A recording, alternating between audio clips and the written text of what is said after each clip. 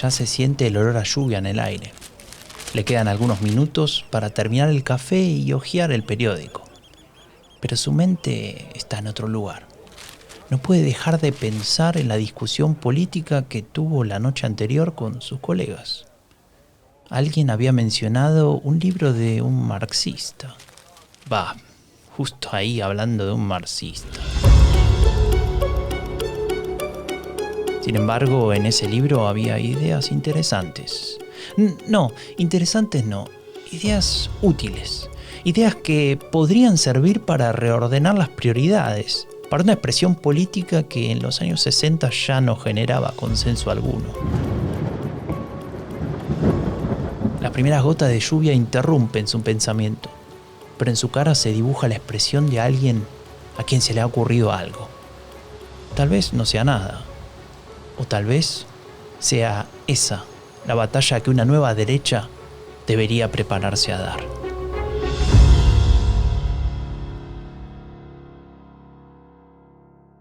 ¿Alguna vez te preguntaste de dónde viene la narrativa de Donald Trump? ¿Escuchaste hablar sobre una supuesta decadencia moral de Occidente? ¿Cuál es el poder de los Bolsonaros o los Milei en Latinoamérica? El discurso de la derecha radical tiene raíces profundas. No son solo fuegos artificiales. Son premisas, supuestos y teorías desarrolladas por un conjunto de pensadores desde hace ya varias décadas, los ideólogos de las nuevas derechas. Soy Franco de Ledona y te invito a desvelar la genealogía del pensamiento político de las nuevas derechas, una serie especial de Epidemia Ultra sobre los orígenes del discurso de la derecha radical. Una producción de Rombo Podcast y Anfibia Podcast con el apoyo del Laboratorio de Estudios sobre Democracia y Autoritarismos de la Universidad Nacional de San Martín. Hoy presentamos ¿Las nuevas derechas le robaron a la izquierda?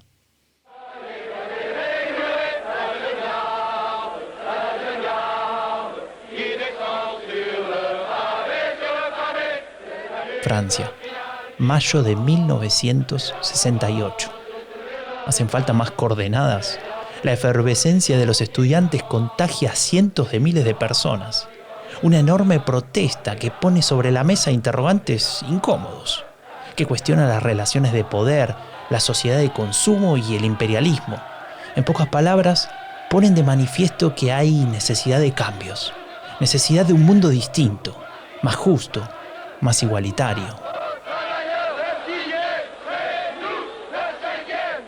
Hemos visto en los episodios pasados que para los intelectuales de la derecha radical estos ideales son abominables. Y tal vez por eso se piense que el surgimiento de la nueva derecha en Francia, la Nouvelle Droite, sea una reacción al mayo del 68. Es que la nueva derecha no surge como una reacción a mayo del 68. De hecho, es una idea que muchos investigadores se esfuerzan en contradecir. Este investigador de la Escuela Práctica de Altos Estudios de París que estamos escuchando se llama Arsenio Cuenca. Él es experto en extrema derecha y discursos de odio en redes sociales. Y él es el que acaba de poner fin a un mito. No, la Nouvelle Droite no es una reacción al mayo francés, y la razón es muy sencilla. Simplemente porque, algo muy evidente es que no concuerdan las fechas. Ya hay reuniones de lo que sería el grupo intelectual que moviliza todo el pensamiento de la extrema derecha, el GRECE, mucho antes de mayo del 68. Luego de escuchar esta respuesta de Cuenca, estaba a punto de terminar la entrevista e irme a mi casa. Pensaba, ¿cómo voy ahora a estructurar toda esta historia? Pero por suerte siguió hablando. Y podríamos decir que me salvó el episodio.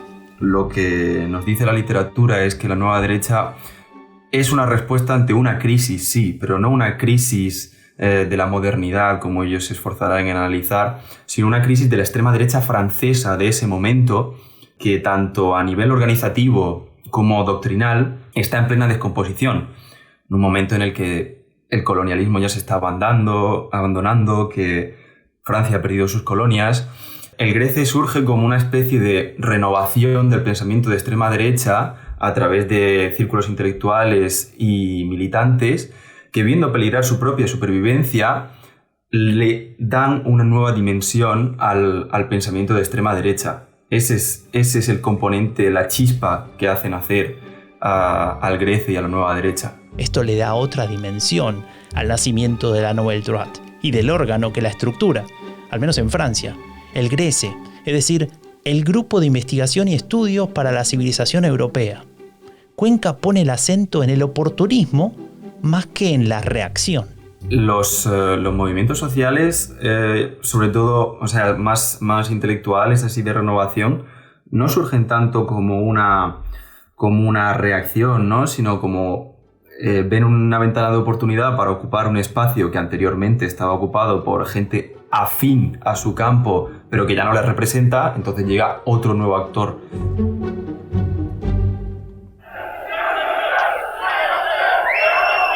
Los militantes del Frente Nacional intentan irrumpir en la conferencia de Simone Veil. Estamos en junio de 1979. Madame Veil, en menos de un mes, será la presidenta del primer Parlamento Europeo elegido por el voto popular. Eso no importa ahora. Para ella lo importante es señalar a los atacantes como lo que son. No me dan miedo. He sobrevivido cosas mucho peores que ustedes. No son más que unos patéticos aprendices de SS. Simone Veil es una superviviente del Holocausto. No va a permitir bajo ningún aspecto que estas expresiones de extrema derecha impongan su odio. Y ella sabe cómo ponerlos en su lugar.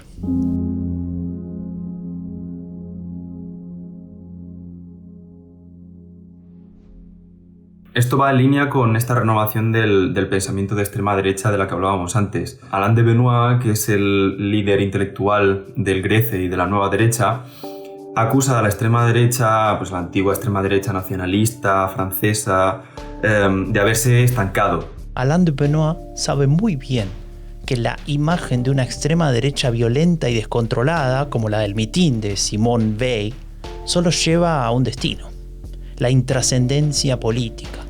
En función de ese diagnóstico, trabajará en un objetivo diferente, novedoso y para algunos polémico.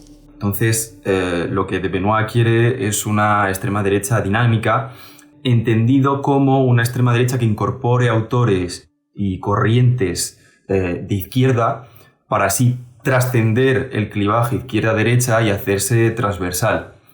Esto le lleva finalmente a apropiarse de ciertos combates de lo que entendemos como nueva izquierda, de la izquierda de los años 60 y 70, pues ya sabemos, el ecologismo, el movimiento antiglobalización, incluso el de la liberalización de las costumbres sexuales, ¿no? Del movimiento LGTBI. Pero cuidado, no se trata de incorporar ideas así como así. La estrategia de Benoist no consiste en armar un mosaico desideologizado de conceptos, digamos, atractivos.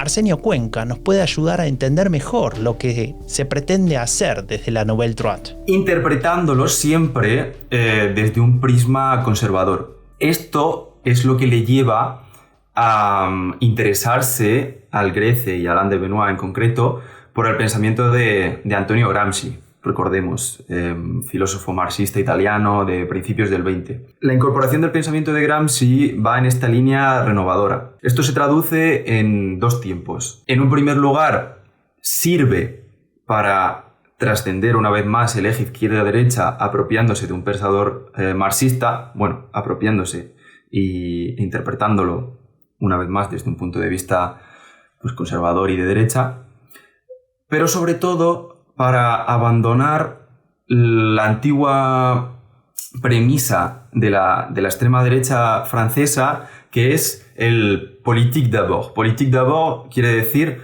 lo político primero. Esto es la implicación en las instituciones, la política de partidos, que en un primer momento está teorizado por el ideólogo monárquico Charles Maurras, y que más tarde pues, es uno de los principios básicos del fascismo, ¿no? Hacerse con el control del aparato estatal, etc. Alain de Benoist reniega de todo esto. Alain de Benoist es un gramsciano de derechas y lo que él quiere es interesarse por la cultura, por las costumbres, que es lo que él llama la metapolítica.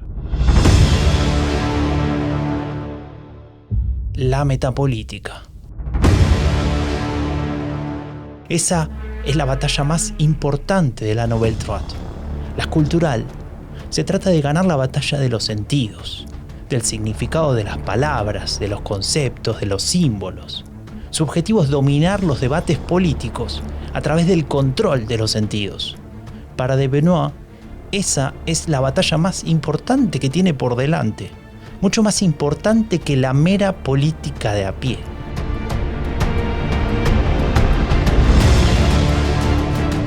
Y ahora sí, volvamos entonces a la metapolítica, así con mayúsculas, un concepto que ya mencionamos en el episodio anterior y que ahora de la mano de Cuenca vamos a diseccionar, porque pese a las similitudes con el concepto de hegemonía cultural del filósofo marxista italiano, a de Benoist poco le importa su contenido.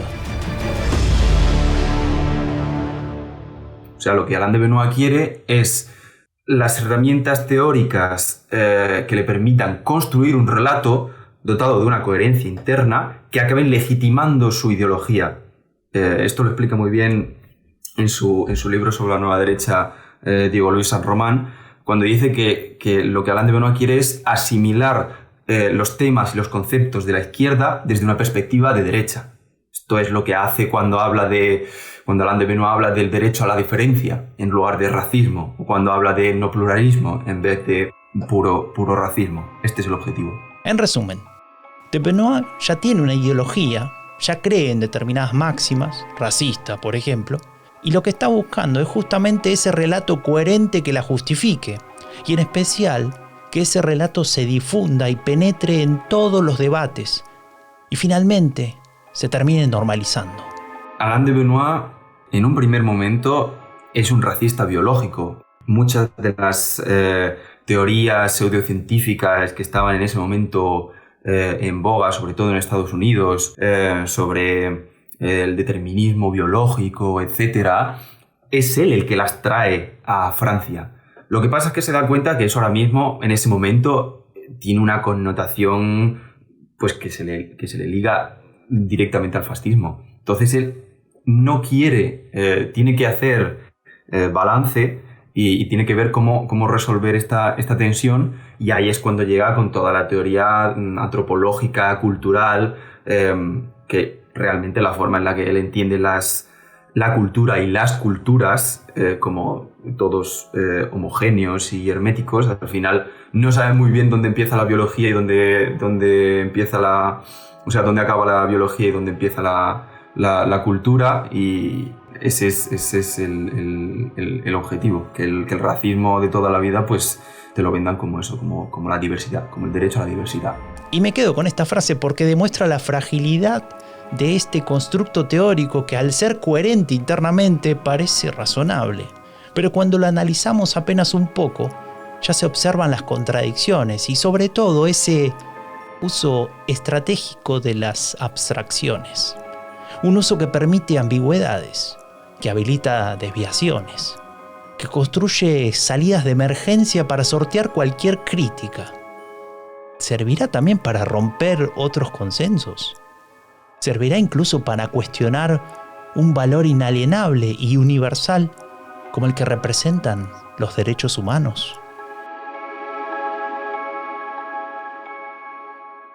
Cuando el Grece se posiciona en contra de los derechos humanos, es simplemente porque para sus principales teóricos esto no es sino otra extensión de esta moral judio-cristiana en su versión secularizada. Lo que pasa es que no te puedes posicionar en contra de los derechos humanos abiertamente sin construir todo un marco narrativo que te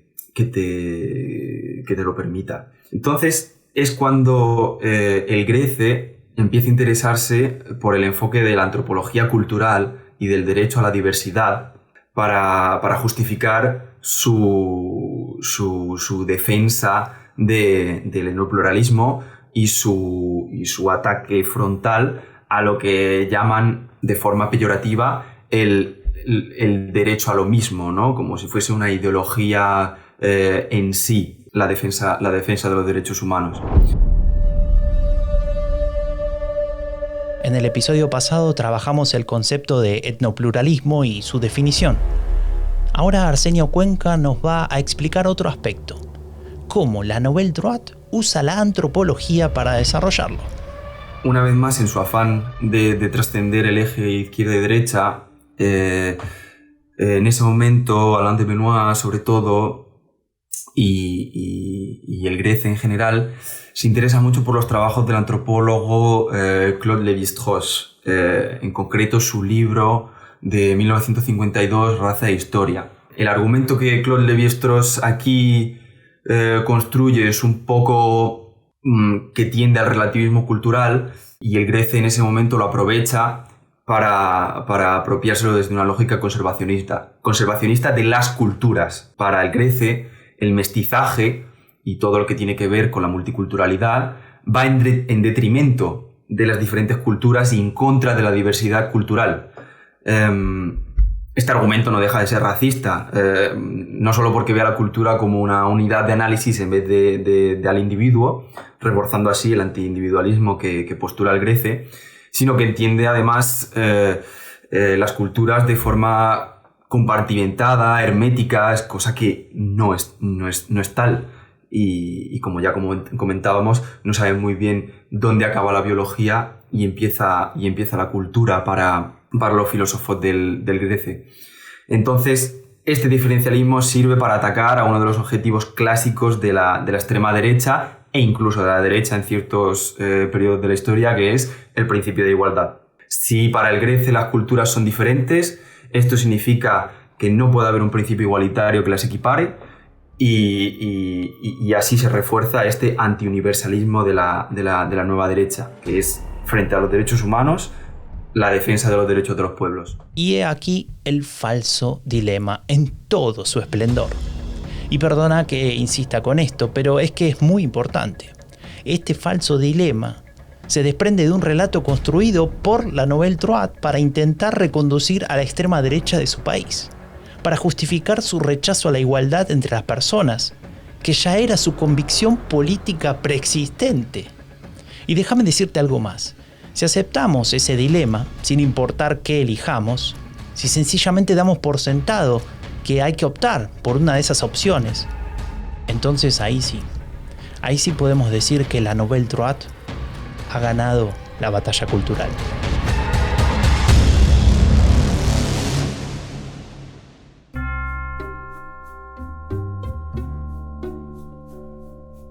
¿Te acordás de la Revolución Conservadora de Alemania? Sí, ya sé, siempre reaparece, ¿no? Y es que es una de las raíces más importantes del pensamiento político de la derecha radical. Y no será la excepción para la Nouvelle Droite. Hay que entender que la nueva derecha es deudora de gran parte de la filosofía alemana de finales del XIX, principios del XX. De Nietzsche, de Heidegger, de los mal llamados filósofos de la Revolución Conservadora alemana, esto Jung Conservative, de Spengler, de Junger, de Smith. Todos estos filósofos están muy presentes en los trabajos del Grece. Entonces, este rechazo a la moral judeocristiana es clave en el pensamiento de Friedrich Nietzsche, que es filósofo de cabecera de Alain de Benoist. Nietzsche veía en la moral judeocristiana, por ser fuente de este principio de igualdad que inspira a las sociedades democráticas, una de las principales condenas a las que se ve sometido el ser humano para alcanzar la grandeza, este Übermensch, el superhombre o el sobrehombre. De esta forma similar se enfrenta de Benoist al igualitarismo de la modernidad, para quien es también una secularización de la moral judeocristiana. Entonces, Alain de Benoist, como todo fan de Nietzsche que se precie de tal, le quiere poner fin al paradigma de la modernidad. El problema es, ¿cómo? Pues proponiendo una vuelta a un orden político y espiritual propiamente europeo, de raíces europeas. Hay que recordar que el marco político del Grece es Europa. Siempre va más allá de Francia, una vez más, para superar el antiguo nacionalismo francés.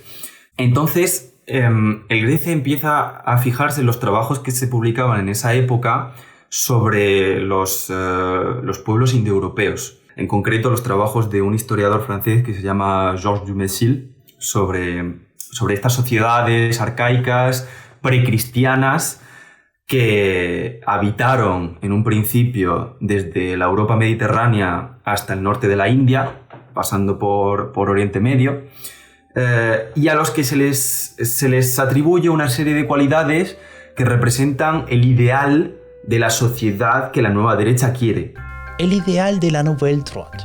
Escuchemos con atención lo que nos va a describir Arsenio Cuenca. Politeísta, no judeocristiana, contra el monoteísmo, y que encarna una identidad que no se reduce a la sociedad anónima, ¿no? A la masa de la modernidad, ni al individuo de la Ilustración, sino a un pueblo. Está esta identidad de pueblo, de comunidad, comunotarista, tan presente en la nueva derecha, basada en una clave que es lo que guía el pensamiento de la nueva derecha, que es la jerarquía del genio, del aristócrata, del guerrero por encima de los demás. El guerrero de Junga también, el superhombre de Nietzsche.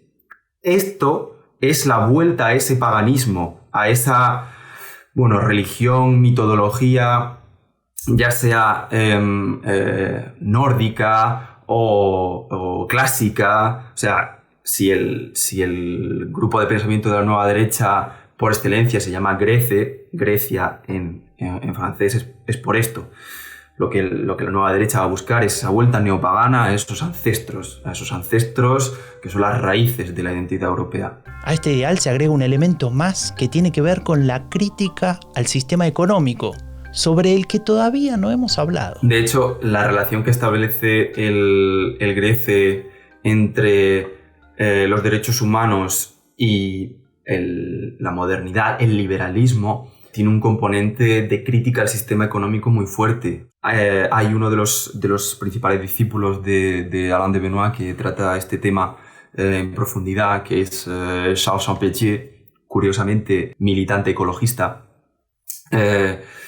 Champetier critica que la modernidad trae consigo una visión utilitarista del hombre, que esto, una vez más, está inspirado por la antropología de Marcel Mauss, del movimiento antiutilitarista, que en ese momento se dedicaba a estudiar las comunidades tradicionales que no estaban en principio gobernadas en base al interés, el interés económico de las sociedades modernas, sino en base al principio del don. Que entendamos el don como estos objetos que, bajo apariencia de regalos simbólicos, tiene un carácter de obligatoriedad que está sancionado por la comunidad. O sea, hay un trato de favor, pero siempre se espera una reciprocidad. Entonces, esto combina muy bien con la idea de comunidad a la que aspira la nueva derecha. Esta apología del don está muy relacionada con la de la jerarquía que ellos defienden. En la comunidad, el guerrero que dona su vida por la comunidad, el padre que da la vida a su hijo, se ve retribuido con el reconocimiento de la comunidad, esto es, con el poder. Entonces, lo que la nueva derecha afirma es que el cristianismo se ha cargado estos sistemas de solidaridad orgánica, pues establece que el único padre al que se debe su hijo es Dios. Entonces, esto crea una lógica de equiparación de todas las personas y, por ende, pues una lógica utilitaria. Solo quiero al otro para llegar a Dios. Entonces el Grece quiere cortocircuitar este cristianismo secularizado para volver a una forma de vida jerárquica. Y si hablamos de jerarquía, no puedo evitar recordar a Julius Evola. ¿Te suena? Aquel pensador italiano que realizaba rituales mágicos para influenciar a Benito Mussolini. Cuando hablamos sobre sus ideas en un episodio anterior, desarrollamos la importancia de la tradición como modelo contrapuesto a la modernidad, es decir, una visión diferente de la sociedad en su conjunto. Para los miembros de la Nouvelle Droite, el pensamiento eboliano fue una fuente de inspiración. Hay muchos autores tradicionalistas que son leídos y comentados por la extrema derecha del Grece. En concreto, Julius Evola y René Guénon, sobre todo el primero. Si entendemos la tradición con T mayúscula, esta esta fuente primigenia de sapiencia, de donde deriva el conocimiento, el espíritu humano, que actúa además como catalizador del pensamiento antimoderno, ¿no? Que es fundamentalmente antiprogresista, que lo que quiere es que las raíces siempre sean respetadas. Esto combina muy bien con la visión de una sociedad decadente que tiene la nueva derecha, ¿no? Que ha abandonado la espiritualidad, que se ha vuelto racionalista, materialista, que ha abandonado los mitos comunitarios que estructuraban las sociedades antiguas para adorar estas ideologías seculares, ¿no? Como el mito del progreso. Entonces, la nueva derecha quiere volver a estas sociedades tradicionales orgánicas que están en la antigüedad clásica, en la Edad Media, o incluso a día de hoy, que esto es muy interesante por parte de este grupo de pensamiento, que podrían encontrarse en sociedades musulmanas, en la sociedad de castas de la India. Entonces, la tradición, sobre todo en el sentido eboliano de Julius Evola, de corte neopagano y aristocrático, está muy presente en los escritos del Grece. De Benoit utiliza el tradicionalismo de Évola para hacer frente al Vaticano. Él lo que quiere es hacer frente a la Iglesia, que es su rival imperial, el universalismo cristiano, para poner en pie un imperio pagano de carácter comunitario, de carácter regionalista, que no tenga nada que ver con el universalismo cristiano.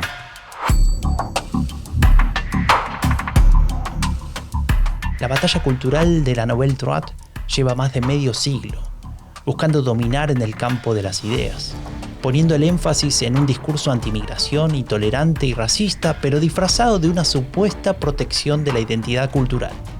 Sin embargo, la identidad no es inmutable, ni la cultura, ni las costumbres, así como tampoco lo es la propia Nouvelle Droite, que se ha ido adaptando a nuevos contextos. Arsenio Cuenca, investigador de la Escuela Práctica de Altos Estudios de París y experto en extrema derecha y discursos de odio en redes sociales, da cuenta de los cambios de tendencia actuales. Ahora mismo, en los círculos que investigan a la nueva derecha, están notando que hay una especie de cambio de tendencia. En primer lugar, porque los herederos de la nueva derecha, que es el grupo Ilíade, están tomando un rol cada vez más activo en política. Y luego, además, yo estoy viendo que hay un sector de esta extrema derecha que se está interesando mucho por el cristianismo, que le está dando una dimensión identitaria, conservadora, que está funcionando como un catalizador y un renovador de la nueva derecha. Es curioso, yo esto lo he hablado con compañeros que con mucha más carrera que yo, que me decían, si tú decías en los años 80, 90, en los círculos de extrema derecha que eras católico, pues se reían de ti, porque lo consideraban pues eso, como algo un poco así como a la antigua, ¿no? Un poco de meapilas casi, si me apuras. Y esto ya no ocurre. Y uno de los hitos que a mí me parece que está marcando este cambio de tendencia es que el propio Alain de Benoit ha escrito recientemente una biografía de Jesucristo, que por lo visto tiene más de 1000 páginas y que pesa algo más de 5 kilos. Entonces, yo creo que hay un cambio de tendencia que merece ser estudiado y que merece que haya, al mismo tiempo que se da este cambio de tendencia, una renovación de la gente que estudia a la nueva derecha y no quedarse solo con el neopaganismo, los autores de principios del 20 alemanes, etc. Hay cambios y tienen que ser estudiados.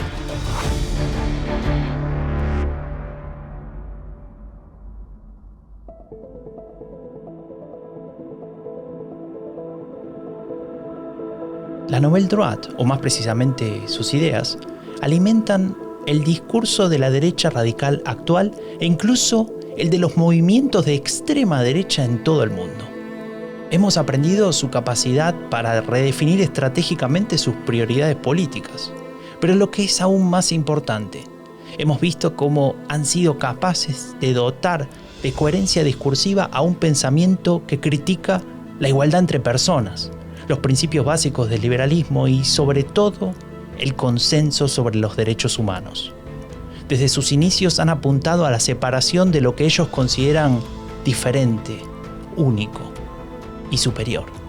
Y en cierto sentido han dotado de algunas herramientas a ciertos ideólogos de la alt-right de Estados Unidos, al menos de aquellos que defienden el separatismo blanco.